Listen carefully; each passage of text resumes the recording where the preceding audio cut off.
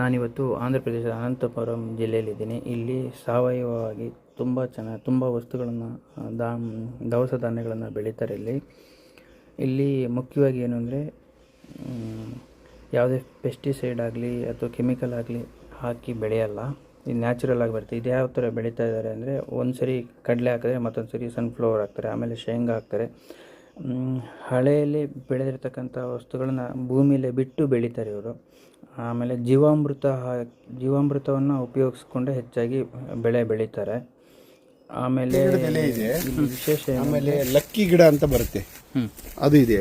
ಆಮೇಲೆ ಅತ್ತಿಬಲ, ಕಾಂಗ್ರೆಸ್ ಗಿಡ, ಆಮೇಲೆ ಬೇವಿನ ಸೊಪ್ಪು, ಆಮೇಲೆ ಸೀಮರುಬಾದ್ ಎಲೆ ಇದೆ ಇದರಲ್ಲಿ. ಸೊ ಇಷ್ಟು ಎಲೆಗಳು ಇದರಲ್ಲಿ ಇದೆ ಸರ್. ಜೀವಾಮೃತ ಎಲ್ಲ ಜೀವಾಮೃತ ಅಲ್ಲ ಇದು, ಇದು just medicine, pesticide, organic pesticide ಅಷ್ಟೇ. ಇದು ಏನೋ ಹುಳ ರೋಗ ಬರ್ದಿರೋದು ಇದು ಬೆಸ್ಟ್. ಸ್ಪ್ರೇ ಮಾಡೋದು ಸರ್, ಇದು ಹಾಕೋದು, ಸ್ಪ್ರೇ ಮಾಡೋದು, ಹಾಕಬಹುದು, ಹಾಕ್ಬೋದು. 1 ಲೀಟ್ರ್ ಒಂದು ಕ್ಯಾನಿಗೆ ಅಂದ್ರೆ 16 ಲೀಟರ್ ಕ್ಯಾನಿಗೆ 1 ಲೀಟರ್ ಸಾಕಾಗತ್ತಿದೆ. ಕೆಳಗಡೆ ಕೊಡೋದಾದ್ರೆ 2 ಲೀಟರ್ ಹಾಕ್ಬೇಕು. 2 ಲೀಟರ್ ಕೊಡ್ಬೇಕು ಅಷ್ಟೇ. ಬುಡಕ್ಕೆ ಹಾಕೋದಾದ್ರೆ 2 ಲೀಟರ್ ಹಾಕ್ಬೇಕು. ಇದು ಹಾಕಿದ್ರೆ ಯಾವ ಹುಳಗಳು ಬರಲ್ಲ. ಸುಮ್ಮನೆ ಕೆಮಿಕಲ್ ಬೆಳಿಗ್ಗೆ ಒಂದು ಮಾಡ್ತಾ ಇದೀವಲ್ಲ ಬೇವಿಂದು, ಅದು ಒಂದು ಇದೆ. ಅದು ಏನಿಲ್ಲ, ಅದು ಗಂಜಲದಲ್ಲಿ ಹಾಕಲ್ಲ, ನೀರಲ್ಲೇ ಕೊಳಿಸ್ತೀವಿ. ಕೊಳಿಸಿದಾಗ ಇದನ್ನು ನೀರಲ್ಲಿ ನಾವು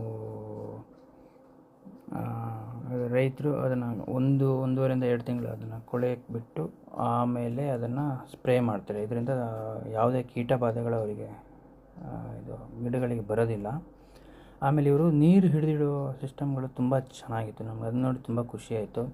ಮಳೆಗಾಲದಲ್ಲಿ ಬಂದಿರತಕ್ಕಂಥ ನೀರುಗಳನ್ನೆಲ್ಲ ತೊಗೊಂಡು ಒಂದು ಕಡೆ ಶೇಖರಣೆ ಮಾಡಿ, ಅದು ತೊಟ್ಟಿ ಥರ ಮಾಡಿ ಅದನ್ನು ಶೇಖರಣೆ ಮಾಡಿ ಇಟ್ಕೊಂಡು ಅದರಲ್ಲಿ ಮತ್ತೆ ಬೆಳೆ ಬೆಳೀತಾರೆ ಇವರು. ತುಂಬ ಅದ್ಭುತವಾಗಿ ಇದೊಂದು ಪ್ಲ್ಯಾನ್ ಎಲ್ಲ ಮಾಡ್ಕೊಂಡಿದ್ದಾರೆ. ನಿಜಕ್ಕೂ ಖುಷಿಯಾಯಿತು. ಒಂದು ಸಾವಯವ ಉತ್ಪನ್ನಗಳನ್ನು ತುಂಬ ಚೆನ್ನಾಗಿ ಅದನ್ನು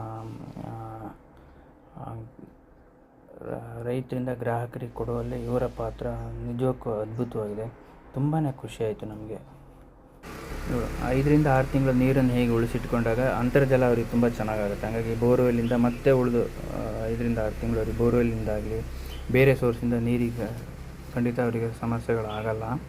ತುಂಬ ಚೆನ್ನಾಗಿ ಇವರು ಬೆಳೆ ಬೆಳೀತಾರೆ. ಯಾವುದೇ ಪೆಸ್ಟಿಸೈಡ್